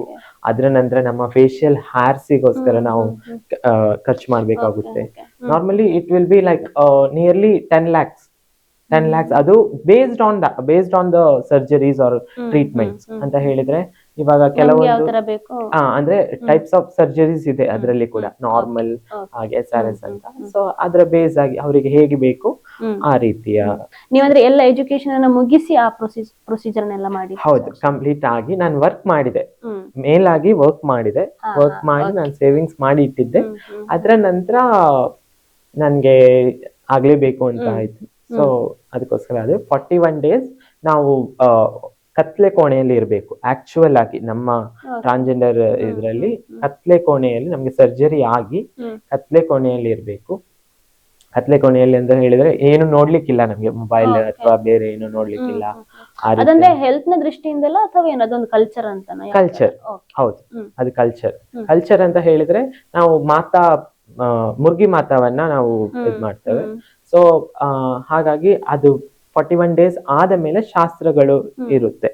ಸೊ ಆ ಶಾಸ್ತ್ರಗಳಲ್ಲಿ ದೇವರನ್ನು ನೋಡ್ತೇವೆ ಮತ್ತೆ ಅಂದ್ರೆ ಹೊರಗಡೆ ಬಾಯ್ಸ್ ಅನ್ನ ಲೇಡೀಸ್ ಅನ್ನೆಲ್ಲ ನೋಡ್ಲಿಕ್ಕಿಲ್ಲ. ಈಗ ನೀವು ಇದೆಲ್ಲ ಪ್ರೊಸೀಜರ್ಸ್ ಅಂದ್ರೆ ಈ ಎಲ್ಲ ಟ್ರೆಡಿಷನ್ ನೀವು ಫಾಲೋ ಮಾಡ್ಬೇಕಾದ್ರೆ ನೀವು ಮನೆಯಿಂದ ಹೊರಗೆ ಬರ್ಬೇಕಾಗ್ತದೆ. ಹೌದು. ಸೊ ಆಗ ನಿಮ್ಮ ಮನೆಯವರು ಕಳಿಸಿದ್ರ ನಿಮ್ಮನ್ನ? ಇಲ್ಲ, ನಿಜವಾಗ್ಲೂ ಅಂದ್ರೆ ಇದನ್ನೆಲ್ಲ ನೀವು ಯಾವ ತರ ಮೇಂಟೈನ್ ಮಾಡಿದ್ರಿ ಅಂತ? ಯಾವ ತರ ಮೇಂಟೈನ್ ಮಾಡಿದೆ ಅಂತ ಹೇಳಿದ್ರೆ ನಾನೊಂದು ಟ್ರೈನಿಂಗ್ ಹೋಗ್ತಿದ್ದೇನೆ ಅಂತ. ಆಕ್ಚುಲಿ ಟ್ರೈನಿಂಗ್ ಇತ್ತು, ಬಟ್ ಅಷ್ಟು ದಿನ ಇರ್ಲಿಲ್ಲ. ಬಟ್ ನಾನ್ ಏನ್ ಮಾಡಿದೆ ಅಂತ ಹೇಳಿದ್ರೆ ಟ್ರೈನಿಂಗ್ ಸ್ವಲ್ಪ ಎಕ್ಸ್ಪಾಂಡ್ ಆಗಿದೆ ಅಂತ ಹೇಳಿ ಆ ರೀತಿ ಇದ್ ಮಾಡ್ಕೊಂಡು ಹೋದೆ. ಹೋದಾಗ ತುಂಬಾ ಅಳು ಬಂತು ಅಂತ ಹೇಳಿದ್ರೆ ಏನ್ ಹೇಳುದು, ಅಮ್ಮನ ಹತ್ರ ಹೇಳಿಲ್ಲ, ಅಜ್ಜಿ ಹತ್ರ ಹೇಳಿಲ್ಲ, ಎಲ್ಲಾ ವಿಷಯವನ್ನು ಕೇಳ್ಕೊಂಡು ಮಾಡುವಾಗ ಇದನ್ನೆಲ್ಲ ಹೇಳಲಿಲ್ಲ. ಯಾಕಂದ್ರೆ ಈ ಸರ್ಜರಿ ಅನ್ನುವಂಥದ್ದು ನಿಜವಾಗ್ಲೂ ನಾವು ಬದುಕ್ತೇವೋ ಇಲ್ವೋ ಅನ್ನುವಂತ ಒಂದು ಸಿಚುವೇಶನ್. ಸೊ ಆದ್ರೆ ನನ್ನ ಮನ್ಸಲ್ಲಿ ಏನಿತ್ತು ಅಂತ ಹೇಳಿದ್ರೆ ಬದುಕಿ ಬಂದ್ರೆ ನಾನು ಹೀಗೆ ಇರ್ತೇನೆ ಅನ್ನುವಂಥದ್ದಿತ್ತು. ಸೊ ಸರ್ಜರಿ ಆಯ್ತು. ಸರ್ಜರಿ ಆಗಿ ನಂಗೆ ಡಯಾಬಿಟಿಕ್ ಮತ್ತೆ BP ಇತ್ತಲ್ಲ, ಸೊ ತುಂಬಾ ಕ್ರಿಟಿಕಲ್ ಆಯ್ತು ಅಂತ ಹೇಳಿದ್ರೆ ಅವರು ಹೊರಗಡೆ ಇದು ಐಸಿಯು ಶಿಫ್ಟ್ ಮಾಡಿದ್ರು ಸರ್ಜರಿ ಆದ್ಮೇಲೆ. ಹಾಗಾದ್ರೆ ನೋಡ್ಕೊಳ್ಳಿಕ್ಕೆಲ್ಲ ಯಾರು ಇರಲ್ಲ? ನಮ್ಮ ಫ್ರೆಂಡ್ಸೇ ಇದ್ರು, ನಮ್ಮ ಟ್ರಾನ್ಸ್ಜೆಂಡರ್ಸ್ ಇದ್ರು. ಸೊ ತುಂಬಾ ನನ್ನ ಬಾಡಿಯಲ್ಲಿ ಏನ್ ಆಗ್ತಿದೆ ಅಂತ ಗೊತ್ತಾಗೋದಿಲ್ಲ. ಮತ್ತೆ ಒಂದು 2 to 3 days ನಾವು ಫುಲ್ ಬ್ಲೀಡಿಂಗ್ ಇರುತ್ತೆ. ಸೊ ಅದೆಲ್ಲ ತುಂಬಾನೇ ನೋವು, ತುಂಬಾ ಕಷ್ಟಪಟ್ಟಿದ್ದೇವೆ. ಓಕೆ, ಈಗ ನಿಮಗೆ ಫ್ರೆಂಡ್ಸ್ ಇದ್ದಾರೆ ಅಂತ ಹೇಳಿದ್ರಿ, ಅವರು ಕೂಡ ಈ ರೀತಿ ಪ್ರೊಫೆಷನಲ್ ಆಗಿ ಇದ್ದಾರಾ ಹೇಗೆ? ಇದ್ದಾರೆ ಅಂತ ಹೇಳಿದ್ರೆ ಕಲ್ತವ್ರು ಇದ್ದಾರೆ, ತುಂಬಾ ಜನ ಇದ್ದಾರೆ. ಬಟ್ M.Com ಮಾಡಿದವರು ಇದ್ದಾರೆ, MBA ಮಾಡಿದವರು ಇದ್ದಾರೆ, MA B.Ed ಮಾಡಿದವರು ಇದ್ದಾರೆ, ವರ್ಕ್ ಎಕ್ಸ್ಪೀರಿಯನ್ಸ್ ಇದ್ದವರು ಇದ್ದಾರೆ. ಬಟ್ ಎಂತ ಸಿಚುವೇಶನ್ ಅಂತ ಹೇಳಿದ್ರೆ ಇದೆ, ಜಾಬ್ ಕೊಡ್ತಾ ಇಲ್ಲ, ಜಾಬ್ ಸಿಗ್ತಾ ಇಲ್ಲ ನಮ್ಗೆ. ಆಕ್ಚುಲಿ ಎಂತ ಅಂತ ಹೇಳಿದ್ರೆ ಗವರ್ಮೆಂಟೇ ಈ ತರ ಅಂತ ಅವರಿಗೆ ಏನಾದ್ರೂ ಒಂದು ಕೊಟ್ರೆ ಅವಾಗ ಪಬ್ಲಿಕ್ ಕೂಡ ಅರ್ಥ ಆಗುತ್ತೆ, ಓಕೆ ಈ ತರ ಪೀಪಲ್ ಇದ್ದಾರೆ, ಈ ರೀತಿ ಇದ್ದಾರೆ ಅಂತ. ಸೊ ನಾನ್ ಆಕ್ಚುಲಿ ಟೀಚಿಂಗ್ ಗೆ ಬರ್ಲಿಕ್ಕೆ ಅಥವಾ ಇಷ್ಟು ನಾನು ಕಷ್ಟಪಟ್ಟಾದ್ರೂ ನಾನು ಬರ್ಲೇಬೇಕು ಅಂತ ಹೇಳೋದಕ್ಕೆ ಒಂದೇ ರೀಸನ್, ಪಬ್ಲಿಕ್ ಗೆ ಗೊತ್ತಾಗ್ಬೇಕು. ನಮ್ಮವರು ಬರೇ ಸೆಕ್ಸ್ ವರ್ಕ್ ಬೆಗ್ಗಿಂಗ್ ಮಾತ್ರ ನಮ್ಗೆ ಇಂಟ್ರೆಸ್ಟ್, ನಾವ್ ಅದಕ್ಕೆ ಇದಲ್ಲ, ಮೀಸಲಾತಿ ನಮ್ಗೆ ಅದು ಮಾತ್ರ ಅಲ್ಲ, ಬಟ್ ನಮ್ಗೂ ಇದ್ರಲ್ಲಿ ಇಂಟ್ರೆಸ್ಟ್ ಇದೆ, ಒಂದು ನಾರ್ಮಲ್ ಪರ್ಸನ್ನೇ ನಾನು ಅಂತ ಹೇಳಿಕೋಸ್ಕರ. ನಿಮ್ಗೆ ಇನ್ಸ್ಪಿರೇಷನ್ ಅಂತ ಯಾರಾದ್ರೂ ಇದಾರ ಲೈಫ್ ಅಲ್ಲಿ ಅಂತ? ಇನ್ಸ್ಪಿರೇಷನ್ ಅಂತ ಹೇಳಿದ್ರೆ ಆಕ್ಚುಲಿ ಫಸ್ಟ್ ಮಣಿಪಾಲದಲ್ಲಿ ನಾನ್ ನೋಡಿದ್ದು, ಗೊತ್ತಿದ್ದದ್ದು ನನ್ಗೆ ವರ್ಕಿಂಗ್ ವುಮೆನ್ ಅಂತ, ವರ್ಕಿಂಗ್ ಟ್ರಾನ್ಸ್ಜೆಂಡರ್ ತ್ರಿನೇತ್ರ ಅಂದ್ರೆ ಒಬ್ರಿದ್ರು, ಡಾಕ್ಟರ್ ಆಗಿದ್ರು ಅವರು, MBBS ಅಲ್ಲೇ ಮಾಡಿದ್ರು ಮಣಿಪಾಲದಲ್ಲೇ. ಇವಾಗ ಇಲ್ಲ ಅವರಲ್ಲಿ, KMC ಅಲ್ಲಿ ಇಲ್ಲ. ಬಟ್ ಅವರದ್ದು ನಾನು ನಮ್ಮ ಬಗ್ಗೆ ತಿಳ್ಕೊಳ್ಲಿಕ್ಕೆ ಅಂತ ಹೇಳಿ ನೋಡಿದಾಗ ನಂಗೆ ಇಂಟರ್ನೆಟ್ ಅಲ್ಲಿ ಸಿಕ್ಕಿದ್ದು ಅವರೇ. ಮತ್ತೆ ನನ್ನ ಫ್ರೆಂಡ್ಸ್ ಎಲ್ಲ ಹೇಳಿದ್ರು ಅವರು ಹೀಗೆ ಇದ್ದಾರೆ. ಸೊ ಆವಾಗ ನಂಗೆ ನನ್ನ ಮೈಂಡ್ ಅಲ್ಲಿ ಹೋದದ್ದು, ಹೌದಲ್ವಾ, ನಾವು ಕೂಡ ನಾರ್ಮಲ್ ಪರ್ಸನ್, ನಾವು ಎಜುಕೇಟೆಡ್, ಸೊ ನಾವು ಹೀಗೇನೆ ಇರ್ಬೋದಲ್ಲ ಅಂತ ಹೇಳಿ. ಆ ತರ ಟ್ರಾನ್ಸ್ಜೆಂಡರ್ಸ್ ಅವ್ರು ತುಂಬಾ ಜನ ಇದ್ದಾರೆ. ಈಗ ನೀತು ಅಂತ ಹೌದು ಬಿಗ್ ಬಾಸ್ ಅಲ್ಲಿ ಇದ್ದಾರೆ, ಅನ್ನಿ ಅಂತ ಮೊನ್ನೆ ತಾನೆ ಮಂಗಳೂರಲ್ಲಿ 3-4 ರಿಕ್ಷಾ ತಗೊಂಡ್ರು. ಸೊ ಏನ್ ಅನಿಸ್ತದೆ ಅಂತ ಒಂದು ಡೆವಲಪ್ಮೆಂಟ್ ಅನ್ನ ನೋಡುವಾಗ, ಅವರ ಗ್ರೋತ್ ನೋಡುವಾಗ ತುಂಬಾ ಇಷ್ಟ ಆಗುತ್ತೆ. ಆಕ್ಚುಲಿ ನನ್ ಗುರು ಅಂತ ನಾನು ಹೇಳಿದ್ನಲ್ಲ, ನಮ್ಮನ್ನ ಅಡಾಪ್ಟ್ ಮಾಡುವವರು, ಅವರು ಕೂಡ ಲಾವಣ್ಯ ಗುರು ಅಂತ, ಅವರು ಕೂಡ ಮ್ಯಾರೇಜ್ ಆಗಿದ್ದಾರೆ, ಉಡುಪಿಯಲ್ಲೇ ಇದ್ದಾರೆ, ಕಾರ್ಕಳದವರೇ, ಬಟ್ ಉಡುಪಿಯಲ್ಲಿ ಸೆಟಲ್ಡ್ ಅವರು. ಅವರು ಮ್ಯಾರೇಜ್ ಆಗಿದ್ದಾರೆ, ಅವ್ರು ಈಗ ಬಿಸ್ನೆಸ್ ಮಾಡ್ತಾ ಇದ್ದಾರೆ, ಒಂದು 3 ಅಂಗಡಿ ಇಟ್ಟಿದ್ದಾರೆ, ಫ್ರೂಟ್ ಶಾಪ್. ಸೊ ಅದೆಲ್ಲ ನೋಡುವಾಗ ಏನು ಅಂತ ಹೇಳಿದ್ರೆ, ಅಟ್ಲೀಸ್ಟ್ ನಾವು ಅದರಿಂದ ಹೊರಗೆ ಬಂದಿದ್ದೇವಲ್ಲ. ಪೀಪಲ್ ಥಿಂಕ್ ಮಾಡೋದು ಇದು ಮಾತ್ರ ಇವರಿಗೆ ಅಂತ, ಬಟ್ ಅದಕ್ಕಿಂತ ಹೊರಗೆ ಬಂದಿದ್ದಾರೆ. ಇನ್ನು ತುಂಬಾ ಎಲ್ಲಾ ಸೆಕ್ಟರ್ಸ್ ಅಲ್ಲಿ ಅಥವಾ ಎಲ್ಲಾ ಫೀಲ್ಡ್ ಅಲ್ಲಿ ನಮ್ಮ ಟ್ರಾನ್ಸ್ಜೆಂಡರ್ಸ್ ಇದ್ದಾರೆ. ಬಟ್ ಉಡುಪಿ ಅಂತ ನೋಡುವಾಗ ನಮ್ಗೆ ಸ್ವಲ್ಪ ಕಮ್ಮಿ ಇದ್ದಾರೆ. ಉಡುಪಿ ಮ್ಯಾಂಗ್ಳೂರ್ ಅಂತ ಹೇಳುವಾಗ ವರ್ಕಿಂಗ್ ಟ್ರಾನ್ಸ್ಜೆಂಡರ್ಸ್ ಸ್ವಲ್ಪ ಕಡಿಮೆ ಇದ್ದಾರೆ. ಸೊ ಗವರ್ಮೆಂಟ್ ನಮ್ಗೆ ಫೆಸಿಲಿಟೀಸ್ ಅನ್ನ ಕೊಟ್ರೆ, ಗವರ್ಮೆಂಟ್ ಆಪರ್ಚುನಿಟೀಸ್ ಅನ್ನ ಕೊಟ್ರೆ, ಅಥವಾ ಕಾಲೇಜಸ್ ಎಷ್ಟೋ ಜನ ಇದ್ದಾರೆ, ಗ್ರಾಜುಯೇಟ್ಸ್ ಇದ್ದಾರೆ. ಸೊ ನಮ್ಗೆ ಆಪರ್ಚುನಿಟಿಯನ್ನ ಕೊಡ್ಬೇಕು ಅಂತ ಹೇಳಿ ನಾನು ಗವರ್ಮೆಂಟ್ ಹತ್ರ ರಿಕ್ವೆಸ್ಟ್ ಇಡ್ತಾ ಇದ್ದೇನೆ. ಆಕ್ಚುಲಿ ಮೊನ್ನೆ ಡಿಸಿ ಮೀಟಿಂಗ್ ಆಗಿತ್ತು. ಸೊ ಅಲ್ಲಿ ಕೂಡ ನಾವು ಅದನ್ನೇ ಹೇಳಿದ್ದು, 1% ಅಂತ ಹೇಳಿ ರಿಸರ್ವೇಶನ್ ಕೊಟ್ಟಿದ್ದಾರೆ. ಆದ್ರೆ ಆ ರಿಸರ್ವೇಶನ್ ಅಲ್ಲಿ ನಮ್ಮ ನಮ್ಮ ಆಪರ್ಚುನಿಟಿ ತುಂಬಾನೇ ಕಡಿಮೆ ಇದೆ. BA ಪೋಸ್ಟ್ ಲಾಸ್ಟ್ ಬಂದಿತ್ತು, ಅದರಲ್ಲಿ ಉಡುಪಿಯಲ್ಲಿ ಪೋಸ್ಟೇ ಇಲ್ಲ, ತೃತೀಯ ಲಿಂಗಿಗಳಿಗೆ ಪೋಸ್ಟೇ ಇಲ್ಲ. ಸೊ ಹಾಗಿದ್ದಾಗ ನಮ್ಗೆ ಅದು ಕಷ್ಟ ಆಗ್ತಾ ಇದೆ. ಸೊ ಗವರ್ಮೆಂಟೇ ನಮ್ಗೆ ಈಗ ಎಷ್ಟೋ ಜನ ಗವರ್ಮೆಂಟ್ ಇಂದ ಡಾಕ್ಯುಮೆಂಟ್ಸ್ ಇಲ್ಲದೆ ಅಥವಾ ಆಕ್ಚುಯಲ್ ಪ್ರೊಸೆಸ್ ಇಲ್ಲದೆ ಎಷ್ಟೋ ಜನರಿಗೆ ಗವರ್ಮೆಂಟ್ ಕೆಲಸ ಕೊಟ್ಟಿದೆ. ಬಟ್ ನಮಗೂ ಕೂಡ ಆ ರೀತಿಯ ಒಂದು ಕ್ರಿಯೇಷನ್ ಮಾಡಿ ಕೊಡ್ಬೋದಲ್ಲ, ಆ ರೀತಿಯ ಒಂದು ಆಪರ್ಚುನಿಟಿಯನ್ನು ಕೊಡ್ಬೋದಲ್ಲ. ನಾವು ಕೂಡ ಏಬಲ್ ಇದ್ದೇವೆ, ಎಲಿಜಿಬಲ್ ಇದ್ದೇವೆ. ಸೊ ನನ್ಗೂ ಒಳ್ಳೆ ಆಪರ್ಚುನಿಟಿ ಸಿಕ್ಕಿದ್ರೆ ಇವನ್ ಐ ಕ್ಯಾನ್. ಓಕೆ, ಈಗ ಮ್ಯಾಮ್ ಒಂದು ಟ್ರಾನ್ಸ್ಜೆಂಡರ್ ಆಗಿ ನೀವೇ ನಿಮ್ಮ ಲೈಫ್ ಅನ್ನ ಇಷ್ಟು ಬ್ಯೂಟಿಫುಲ್ ಆಗಿ ಮಾಡ್ಕೊಂಡಿದ್ದೀರಿ, ಅದು ಎಜುಕೇಶನ್ ಆಗಿರ್ಬೋದು ಅಥವಾ ಕೆರಿಯರ್ ಅಲ್ಲಿ ಆಗಿರ್ಬೋದು. ಈ ರೀತಿಯಾಗಿ ಇರೋದ್ರಿಂದಾಗಿ ನೀವು ಉಳಿದ ಟ್ರಾನ್ಸ್ಜೆಂಡರ್ಸ್ ನವರಿಗೆ ಏನು ಸಜೆಷನ್ಸ್ ಕೊಡ್ಲಿಕ್ಕೆ ಇಷ್ಟಪಡ್ತೀರಾ ಅಂತ? ಈಗ ನೀವೇ ಹೇಳಿದ್ರಿ ಎಷ್ಟೋ ಜನ ಗ್ರಾಜುಯೇಟ್ಸ್ ನವರು ಇದ್ದಾರೆ, ಎಜುಕೇಶನ್, ಬಟ್ ಅವರಿಗೆ ವೃತ್ತಿ ರಂಗದಲ್ಲಿ ಆಪರ್ಚುನಿಟಿ ಇಲ್ಲ ಅಂತ ಹೇಳಿ ತುಂಬಾ ಕಷ್ಟಪಡ್ತಾ ಇದ್ದಾರೆ ಅಂತ. ಅವರಿಗೆ ನೀವು ಕೊಡುವಂತಹ ಒಂದು ಸಲಹೆ ಏನು ಅಂತ? ಟ್ರಾನ್ಸ್ಜೆಂಡರ್ಸ್ಗೆ ಏನು ಸಲಹೆ ಅಂತ ಹೇಳಿದ್ರೆ, ಎಲ್ಲರಿಗೂ ಗೊತ್ತಿದೆ ನಮ್ಮ ನಾರ್ಮಲ್ ಮೈಂಡ್ ಸೆಟ್ ಏನು ಅಂತ ಹೇಳಿದ್ರೆ, ನಾನು ಕೂಡ ವರ್ಕ್ ಮಾಡ್ಬೇಕು ಅಥವಾ ನಾನು ಕೂಡ ಈ ರೀತಿ ರೆಸ್ಪೆಕ್ಟ್ಫುಲ್ ಪರ್ಸನ್ ಆಗಿ ಇರ್ಬೇಕು ಅನ್ನುವಂಥದ್ದು ನಮ್ಮ ಎಲ್ಲರಿಗೂ ಇದೆ. ಸೊ ಅವರು ಅದನ್ನೇ ಗೋಲ್ ಆಗಿ ಇಟ್ಕೊಂಡು ಅವ್ರು ಅದನ್ನ ಸ್ಟೆಪ್ ಮುಂದೆ ಹೋಗ್ಬೇಕು. ಅಂಡ್ ಇನ್ನೊಂದು ಕೂಡ ಮನೆಯವರು ಅವರನ್ನ ಒಪ್ಪಿಕೊಳ್ಬೇಕು. ಈಗ ನನ್ನ ಫ್ರೆಂಡೇ ಒಬ್ಳಿದಾಳೆ, ಶ್ವೇತಾ ಅಂತ. ಅವಳು MA B.Ed ಮಾಡಿದಾಳೆ. ಬಟ್ ಈಗ ಅವಳಿಗೆ ಹಠ ಏನು ಅಂತ ಹೇಳಿದ್ರೆ, ನಾನು ಗವರ್ಮೆಂಟ್ ಜಾಬಿಗೆ ಹೋಗೋದು ಅಂತ. ಆಕ್ಚುಲಿ ಅವಳು ಕೂಡ ಒಂದು ಒಳ್ಳೆಯ ಪೊಸಿಷನ್ ಅಲ್ಲಿ ಇದ್ದವಳು, ಟೀಚಿಂಗ್ ಅಲ್ಲೇ ಇದ್ದವಳು. ಸೊ ಹಾಗೆ ಮನೆಯವರು ಕೂಡ ಒಂದು ಸಪೋರ್ಟ್ ಕೊಟ್ರೆ ನಮ್ಗೆ, ನಾವು ಕೂಡ ಅಚೀವ್ ಮಾಡ್ಲಿಕ್ಕೆ ಒಂದು ಹೆಲ್ಪ್ಫುಲ್ ಆಗಿರುತ್ತೆ. ಅಂಡ್ ಇವನ್ ಗವರ್ಮೆಂಟ್ ಅಥವಾ ಬೇರೆ ಪ್ರೈವೇಟ್ ಇನ್ಸ್ಟಿಟ್ಯೂಷನ್ಸ್ ಆಗಿರ್ಬೋದು, ನಮ್ಗೆ ವರ್ಕ್ ಕೊಡ್ಲಿಕ್ಕೆ ಮುಂದೆ ಬರ್ಬೇಕು ಅಂತ ಹೇಳ್ತಾ ಇದ್ದಾರೆ. ಈಗ ನೀವು ತಾಯಿ ಮತ್ತು ಅಜ್ಜಿ ಜೊತೆ ಇದ್ದೀರಿ ಅಂತ ಹೇಳಿದ್ರೆ, ಎಷ್ಟೋ ಜನ ಟ್ರಾನ್ಸ್ಜೆಂಡರ್ಸ್ ನವರು ಒಂದು ರೂಮ್ ಎಲ್ಲ ಮಾಡ್ಕೊಂಡು ಇರ್ಬೇಕಾಗ್ತದೆ. ತುಂಬಾ ಜನ ಇದ್ದಾರೆ ಕೂಡ. ಬಟ್ ಏನ್ ಪ್ರಾಬ್ಲಮ್ ಅಂತ ಹೇಳಿದ್ರೆ, ಅವರಿಗೆ ಓನರ್ಸ್ ನವರು ರೂಮ್ ಕೊಡಲ್ಲ, ಇಂಥ ಒಂದು ವಿಷಯಗಳು ಕೂಡ ಆಗಾಗ ಪ್ರಸ್ತಾಪ ಆಗ್ತಾ ಇರ್ತದೆ. ಸೊ ಅದ್ರ ಬಗ್ಗೆ ಹೇಳೋದಾದ್ರೆ? ಅದ್ರ ಬಗ್ಗೆ ಹೇಳುದು ಅಂತ ಹೇಳಿದ್ರೆ ಆಕ್ಚುಲಿ ಹೌದು, ನಮ್ಮವರು ಆಲ್ಮೋಸ್ಟ್ ಮನೆಯಿಂದ ಹೊರಗೆ ಬಂದಿರ್ತಾರೆ, ಅವ್ರು ಬಾಡಿಗೆ ಮನೆಯಲ್ಲೇ ಇರ್ಬೇಕು. ಬಾಡಿಗೆ ಮನೆ ಅಂತ ಹೇಳುವಾಗ ಈಗ ಫಾರ್ ಎಕ್ಸಾಂಪಲ್ 5000 ಅಂತ ಒಂದು ರೆಂಟ್ ಇಟ್ಟಿದ್ದಾರೆ ಅಂತ ಹೇಳಿದ್ರೆ ನಮ್ಗೆ ಟ್ರಾನ್ಸ್ಜೆಂಡರ್ಸ್ಗೆ ಅದು 10,000 ಆಗುತ್ತೆ, ಆದ್ರೆ ಡಬಲ್ ಆಗುತ್ತೆ. ಸೊ ಆ ಏನ್ ಹೇಳುದು, ಬಾಡಿಗೆ ಕೊಡ್ಬೇಕು, ಮನೆಯವರಿಗೆ ಕೊಡ್ಬೇಕು, ಎಲ್ಲ ತುಂಬಾ ಕಷ್ಟ ಆಗುತ್ತೆ, ತುಂಬಾ ಕಷ್ಟ. ಅವರು ಮನೆಯವರ ಜೊತೆ ಇರ್ಬೋದಲ್ಲ, ಈಗ ನೀವಿದ್ದೀರಲ್ಲ, ನಿಮ್ ತರ ಇರ್ಬೋದಲ್ಲ ಮನೆಯಲ್ಲಿ, ಬಟ್ ಮನೆಯವರೇ ಆಕ್ಸೆಪ್ಟ್ ಮಾಡದಿದ್ರೆ ಎಲ್ಲಿ ಹೋಗೋದು ಅಲ್ವಾ? ಸೊ ಅವರು ಈ ತರದೇ ಮಾಡ್ಬೇಕಾಗುತ್ತೆ. ಇವಾಗ ನಾರ್ಮಲ್ ಆಗಿ ಎಂತ ಹೇಳುದು ಅಂತ ಹೇಳಿದ್ರೆ ಟ್ರಾನ್ಸ್ಜೆಂಡರ್ಸ್ ಬೆಗ್ಗಿಂಗ್ ಮಾಡ್ತಾರೆ ಅಥವಾ ಸೆಕ್ಸ್ ವರ್ಕ್ ಮಾಡ್ತಾರೆ, ಅವ್ರು ತುಂಬಾ ಅರ್ನ್ ಮಾಡ್ತಾರೆ. ಅದು ನಿಜವಾಗ್ಲೂ ಇಟ್ ಇಸ್ ಫೇಕ್ ಸ್ಟೇಟ್ಮೆಂಟ್ ಅಂತ ಹೇಳ್ತೇನೆ ನಾನು. ಯಾಕೆ ಫೇಕ್ ಸ್ಟೇಟ್ಮೆಂಟ್ ಅಂತ ಹೇಳಿದ್ರೆ ನಮ್ಮ ಖರ್ಚುಗಳು, ನಾನು ಇವಾಗ್ಲೇ ಹೇಳಿದೆ 5,000 ಇದ್ದದ್ದು 10,000 ಅಲ್ವಾ ಬಾಡಿಗೆ. ಸೊ ಎಲ್ಲವೂ ನಮ್ಗೆ ಡಬಲೇ, ಎಲ್ಲವೂ ಡಬಲೇ. ಆವಾಗ ನಾವು ಎಲ್ಲಿಂದ ನಾವು ಇಟ್ಕೊಳ್ಲಿಕ್ಕಾಗುತ್ತೆ ಅಲ್ವಾ? ನಮ್ಗೋಸ್ಕರ ಅನ್ನುವಂಥದ್ದನ್ನ ನಾವು ಯಾವತ್ತೂ ಮಾಡೋದಿಲ್ಲ. ಇವಾಗ ಒಂದು ಮಗು ಊಟ ಇಲ್ಲದೆ ಇದೆ ಅಥವಾ ಯಾರೋ ಒಬ್ರು ಊಟ ಇಲ್ಲದೆ ಇದೆ ಅಂತ ಹೇಳಿದ್ರೆ ತಕ್ಷಣ ನಮ್ಮವರು ಎಷ್ಟು ಅವರ ಕೈಯಲ್ಲಿ ಇದ್ದದನ್ನ ಕೊಡ್ತಾರೆ, ಇಲ್ವಾ ಅಂಗಡಿಗೆ ಹೋಗಿ ಬಸ್ಸಿ ಕೇಳಿ ಅವರು ಅದನ್ನ ಕೊಡ್ತಾರೆ. ಓಕೆ, ಈಗ ನೀವು ಟೀಚ್ ಮಾಡ್ತಿರುವಂತಹ ಸ್ಕೂಲಲ್ಲಿ ನಿಮ್ಮ ಕೊಲೀಗ್ಸ್ ಅವರಾಗಿರ್ಬಹುದು ಅಥವಾ ಮಕ್ಕಳು ನಿಮ್ಮಲ್ಲಿ ಬೆರೆಯುವಂತಹ ರೀತಿ ಯಾವ ತರ ಇದೆ, ನಿಮ್ಗೆ ಖುಷಿ ಅನಿಸುತ್ತಾ ಅದ್ರಲ್ಲಿ? ಆಕ್ಚುಲಿ ನಾನು ಇನ್ಸ್ಟಿಟ್ಯೂಷನ್ಗೆ, ಮ್ಯಾನೇಜ್ಮೆಂಟ್ಗೆ ಅಂಡ್ ಸ್ಟಾಫ್ಗೆ ನಿಜವಾಗ್ಲೂ ಥ್ಯಾಂಕ್ಫುಲ್. ಸೊ ತುಂಬಾ ಖುಷಿ ಆಗುತ್ತೆ. ಯಾಕಂದ್ರೆ ನಾರ್ಮಲ್ ಪರ್ಸನ್ ಅಥವಾ ನಾರ್ಮಲ್ ಟೀಚರ್ ಹೇಗಿರ್ತಾರೆ ಅವರ ತರನೇ ಟ್ರೀಟ್ ಮಾಡ್ತಾರೆ. ಫಸ್ಟಿಗೆ ನಾನು ಎಂಟ್ರಿ ಆಗುವಾಗ ಎಲ್ರಿಗೂ ಮೈಂಡ್ ಸೆಟ್ ಹಾಗೇನೆ ಇರುತ್ತಲ್ವಾ. ಒಂದು ಟ್ರಾನ್ಸ್ಜೆಂಡರ್ ಅಂತ ಹೇಳಿದಾಗ ಅವರು ಮಿಂಗಲ್ ಆಗ್ಲಿಕ್ಕೆ ಸ್ವಲ್ಪ ಕಷ್ಟ ಅಂತ ಅನ್ಸುತ್ತೆ, ಅಥವಾ ಹೆದರಿಕೆ.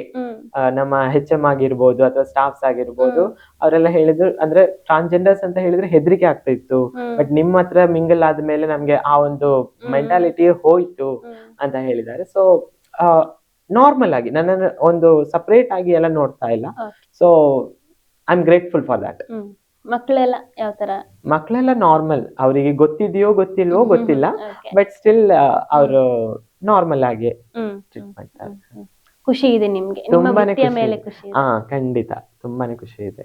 ಓಕೆ, ನಿಮ್ಮ ಲೈಫ್ ಜರ್ನಿಯಲ್ಲಿ ನೀವು ಫೇಸ್ ಮಾಡಿದಂತಹ ಒಂದು ತುಂಬಾ ಡಿಫಿಕಲ್ಟ್ ಟೈಮ್ ಯಾವ್ದಾದ್ರು ಇದ್ರೆ ಶೇರ್ ಮಾಡ್ಕೊಳ್ಬಹುದಾ? ಅಂತ ಒಂದು ಸಿಚುವೇಶನ್ ತುಂಬಾ ಕಷ್ಟ ಆಗಿತ್ತು ಅಂತ ಇದ್ರೆ? ತುಂಬಾ ಕಷ್ಟ ಆಗಿತ್ತು ಅಂತನಾ? ತುಂಬಾ ಕಷ್ಟ ಆಗಿತ್ತು ಅಂತ ಹೇಳಿದ್ರೆ, ನಾನು ಹೈಸ್ಕೂಲಲ್ಲಿ ಇರುವಾಗ ನಮ್ಮ ನೇಬರ್ ಒಬ್ರು ಕರೆದಿದ್ರು ಅಂತ ಹೇಳಿ ಹೋಗಿದ್ದೆ. ಅಲ್ಲಿ ಅವರು ಎಂತ ಅಂತ ಹೇಳಿದ್ರೆ, ಅವ್ರು ಯಾಕೆ ಕರೆದ್ರು ಅಂತ ಹೇಳಿದ್ರೆ ಸುಮ್ಮನೆ ಹೀಗೆ ನಾರ್ಮಲ್ ಆಗಿ ಕರೀತಾರೆ ಅಂತ ಹೇಳಿ ಹೋಗಿದ್ದೆ. ಬಟ್ ಅವರು ಕರೆದ ವಿಷಯವೇ ಬೇರೆ ಆಗಿತ್ತು. ಅವ್ರು ನನ್ನ ಹತ್ರ ಎಂತ ಹೇಳುದು, ತುಂಬಾ ವರ್ಸ್ಟ್ ಆಗಿ ಬಿಹೇವ್ ಮಾಡಿದ್ರು, ತುಂಬಾ ವರ್ಸ್ಟ್ ಆಗಿ. ಅದನ್ನ ಹೇಳ್ಕೊಳ್ಲಿಕ್ಕೆ ಆಗ್ತಿಲ್ಲ ಅಂತ ಹೇಳಿದ್ರೆ ಅಲ್ಲಿ ತುಂಬಾ ಅಸಭ್ಯವಾಗಿತ್ತು. ನಾನು ತುಂಬಾ ಕಿರ್ಚಾಡಿದ್ದೇನೆ, ಬಟ್ ಏನು ಮಾಡ್ಲಿಕ್ಕೆ ಆಗಲ್ಲ, ಮನೆಯೊಳಗೆ ಅದು. ಸೊ ಏನು ಮಾಡ್ಲಿಕ್ಕೆ ಆಗ್ಲಿಲ್ಲ. ಸೊ ಅದು ತುಂಬಾನೇ ಕಷ್ಟವಾದಂತ ವಿಷಯ. ಇನ್ನೊಂದು ಏನು ಅಂತ ಹೇಳಿದ್ರೆ, ನಾನು ಇವಾಗ ಫೀಲ್ ಮಾಡ್ತಾ ಇರೋದು, ಈ 4th ಸ್ಟ್ಯಾಂಡರ್ಡ್ ಅಂತ ಬರುವಾಗ ನಮ್ಗೆ ತಿಳುವಳಿಕೆ ಬರುತ್ತೆ, 3rd 4th ಸ್ಟ್ಯಾಂಡರ್ಡ್ ಅಂತ. ಬಟ್ ಆಕ್ಚುಲಿ ಆ ಏಜ್ ಬರುವ ಮುಂಚೆನೆ ನಾನು ಅಬ್ಯೂಸ್ ಆಗ್ತಾ ಇದ್ದೇನೆ. ನಮ್ಮ ಫ್ಯಾಮಿಲಿ ಮೆಂಬರ್ ಇಂದ ಆಗಿರ್ಬೋದು ಅಥವಾ ಹೊರಗಡೆಯಿಂದ ನಾನು ಅಬ್ಯೂಸ್ ಆಗ್ತಾ ಇದ್ದೇನೆ. ಬಟ್ ನಂಗೆ ತಿಳುವಳಿಕೆ ಬಂದಾಗ ನಾನು ಆಲ್ರೆಡಿ ಅಬ್ಯೂಸ್ ಆಗ್ತಾ ಇದ್ದೇನೆ.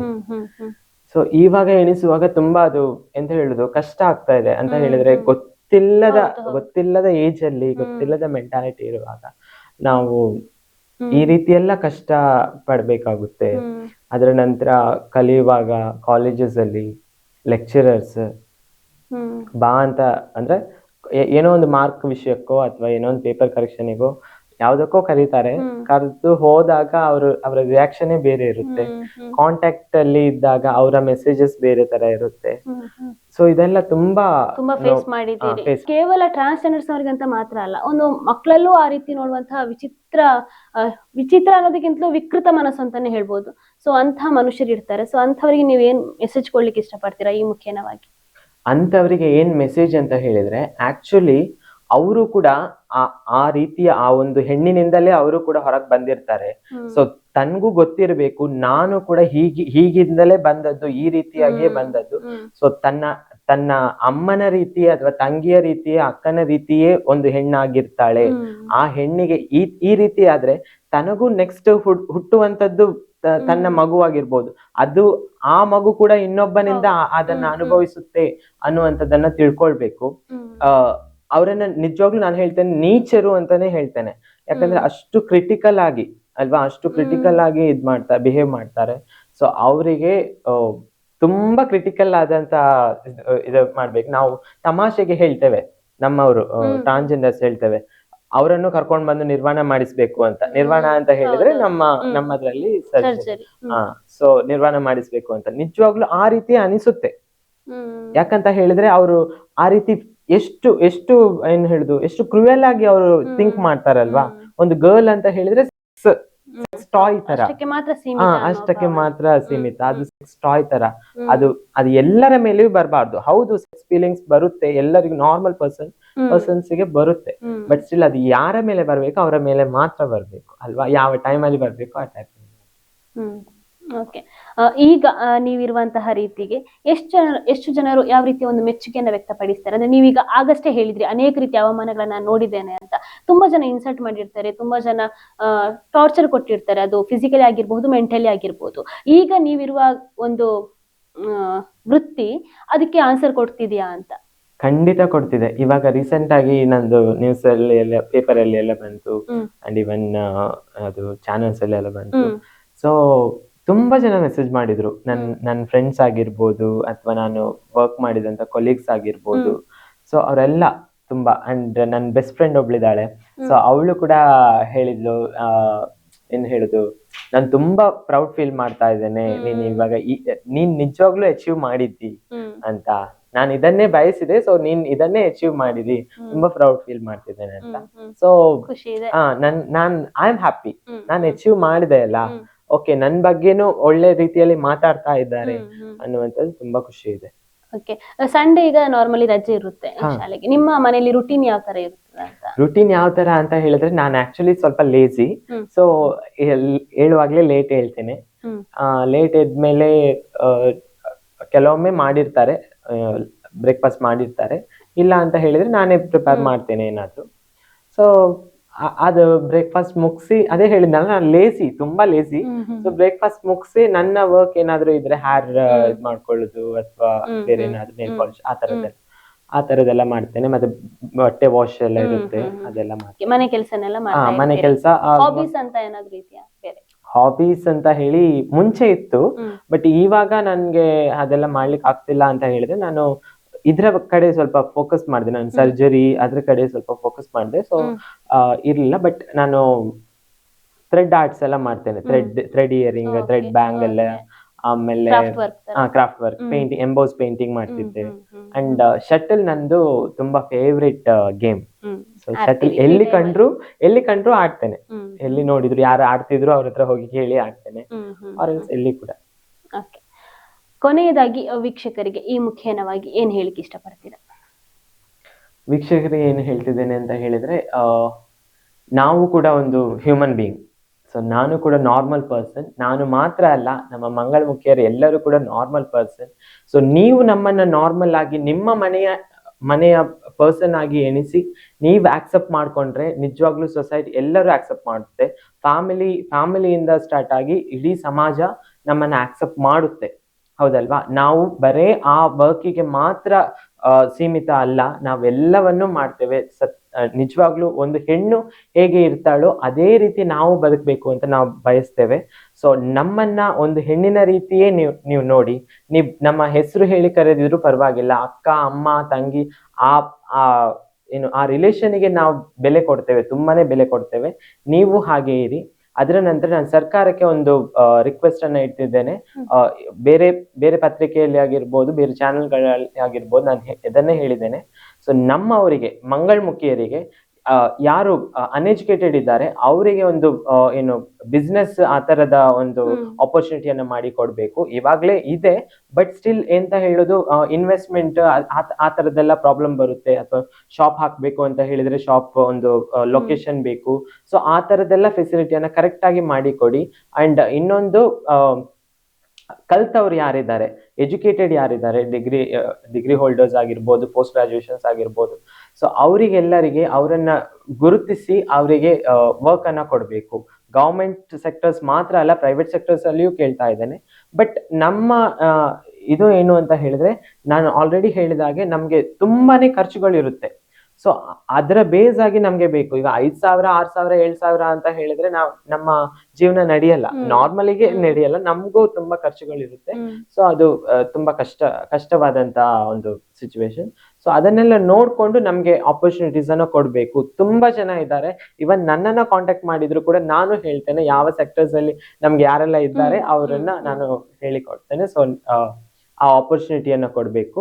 ಅಂಡ್ ಒನ್ ಮೋರ್ ಥಿಂಗ್, ಇವಾಗ ನಾನು ಟ್ರಾವೆಲ್ ಮಾಡ್ತಾ ಇದ್ದೇನೆ, ಬಸ್ಸಲ್ಲಿ ಟ್ರಾವೆಲ್ ಮಾಡ್ತೇನೆ. ಗವರ್ಮೆಂಟ್ ಬಸ್ಸಸ್ ಅಲ್ಲಿ ಕೆಲವೊಂದು ಬಸ್ಸಸ್ ಅಲ್ಲಿ ಏನು ಅಂತ ಹೇಳಿದ್ರೆ, ನಮ್ಮ TG ಕಾರ್ಡ್ ಅನ್ನು ತೋರಿಸಿದ್ರು ಕೂಡ, ನಾನು ಇವಾಗ ನಾರ್ಮಲ್ ಲೇಡಿ ತರನೇ ಇದ್ದೇನೆ, ಲೇಡಿ ಆಗಿದ್ರು ಕೂಡ TG ಕಾರ್ಡ್ ಅನ್ನು ತೋರಿಸಿದ್ರೆ ಅವ್ರು ಆಕ್ಸೆಪ್ಟ್ ಮಾಡ್ತಾ ಇಲ್ಲ. ಆಧಾರ್ ಕಾರ್ಡ್ ಅಲ್ಲಿ ಲೇಡಿ ಅಂದ್ರೆ ಲೇಡೀಸ್ ಅಂತ ಬರ್ದಿರ್ಬೇಕು, ಫಿಮೇಲ್ ಅಂತ ಹಾಕಿರ್ಬೇಕು ಅನ್ನುವಂಥದ್ದನ್ನ ಹೇಳ್ತಾ ಇದ್ದಾರೆ. ಸೊ ಗವರ್ಮೆಂಟ್ಗೆ ಇನ್ನೊಂದು ಏನು ಅಂತ ಹೇಳಿದ್ರೆ, ಅದನ್ನ ಇನ್ಫಾರ್ಮೇಶನ್ ಆ ಒಂದು ಡಿಪಾರ್ಟ್ಮೆಂಟ್ ಗೆ ಇನ್ಫಾರ್ಮ್ ಮಾಡಿ, ಸೊ TG ಕಾರ್ಡ್ ಅನ್ನ ಅವರು ಕನ್ಸಿಡರ್ ಮಾಡಬೇಕು ಅನ್ನುವಂಥದ್ದು. ಅಂದ್ರೆ ಈಗ ನೀವು ಗವರ್ಮೆಂಟ್ ಬಸ್ ಪೇ ಮಾಡಿ ಹೋಗ್ತೀರಿ? ಗವರ್ಮೆಂಟ್ ಬಸ್ ಅಲ್ಲಿ ಕೆಲವೊಂದು ಬಸ್ ಅಲ್ಲಿ ಅವರು ಆಕ್ಸೆಪ್ಟ್ ಮಾಡ್ತಾ ಇಲ್ಲ, ಅಂದ್ರೆ ನಮ್ಮ TG ಕಾರ್ಡ್ ಅನ್ನ ಆಕ್ಸೆಪ್ಟ್ ಮಾಡ್ತಿಲ್ಲ. ಎಲ್ಲರೂ ಆಧಾರ್ ಕಾರ್ಡ್ ಅನ್ನ ಮಾಡಿರ್ತಾರೆ ಅಂತ ಆಗೋದಿಲ್ಲ, ನಂದು ಇನ್ನೂ ಆಧಾರ್ ಕಾರ್ಡ್ ಆಗಿಲ್ಲ. ಸೊ ಹಾಗಾಗಿ ಪ್ರಾಬ್ಲಮ್ ಆಗ್ತಾ ಇದೆ. ಅದೊಂದು request. Okay, thank you ma'am. ಇಷ್ಟು ಹೊತ್ತು ಬಂದು ನಿಮ್ಮ ಅನೇಕ ವಿಚಾರನ ನಮ್ಮ ಜೊತೆ ಹಂಚಿಕೊಂಡ್ರಿ. ಸಾಮಾನ್ಯವಾಗಿ ಒಂದು ಹೆಣ್ಣು ಕೂಡ ಬೇರೆ ಬೇರೆ ರೀತಿಯ ಸಮಸ್ಯೆಗಳನ್ನ ಎದುರಿಸ್ತಾಳೆ. ಅದರಲ್ಲೂ ಕೂಡ ಮಂಗಳಮುಖಿಯಾಗಿ ಏನೆಲ್ಲ ಸವಾಲುಗಳು ಬಂದ್ರೂ ಕೂಡ ಅದನ್ನ ಫೇಸ್ ಮಾಡಿ ಒಳ್ಳೆ ರೀತಿಯಲ್ಲಿ ಎಜುಕೇಶನ್ ಮಾಡಿ ಈಗ ಒಂದು ಪ್ರೊಫೆಷನಲ್ ಲೈಫ್ ಅನ್ನ ಕಟ್ಕೊಂಡಿದ್ರಿ. ನಿಮ್ಮ ಬದುಕು ಇದೇ ರೀತಿ ಉತ್ತಮವಾಗಿ ಸಾಗ್ಲಿ. ನಿಮ್ಮ ಭವಿಷ್ಯದಲ್ಲಿ ನೀವು ಏನೆಲ್ಲ ಕನಸುಗಳನ್ನ ಇಟ್ಕೊಂಡಿದ್ರೆ ಎಲ್ಲವೂ ಕೂಡ ಸಾಕಾರಗೊಳ್ಳಿ ಅನ್ನುವಂಥ ಒಂದು ಆಶಯ ಕೂಡ ನಮ್ದು. ಸೊ ಕರಾವಳಿ ನಾಡಿ ಯೂಟ್ಯೂಬ್ ಚಾನೆಲ್ಗೆ ಬಂದು ನಿಮ್ಮ ಎಲ್ಲ ವಿಚಾರಗಳು ನಮ್ಮ ಜೊತೆ ಹಂಚಿಕೊಂಡಿದ್ದಕ್ಕೆ ಧನ್ಯವಾದಗಳು. Thank you. ಕರಾವಳಿ ನಾಡಿ ಸುದ್ದಿ ಸಂತೆಯಲ್ಲಿ ಸತ್ಯದ ಜ್ಯೋತಿ.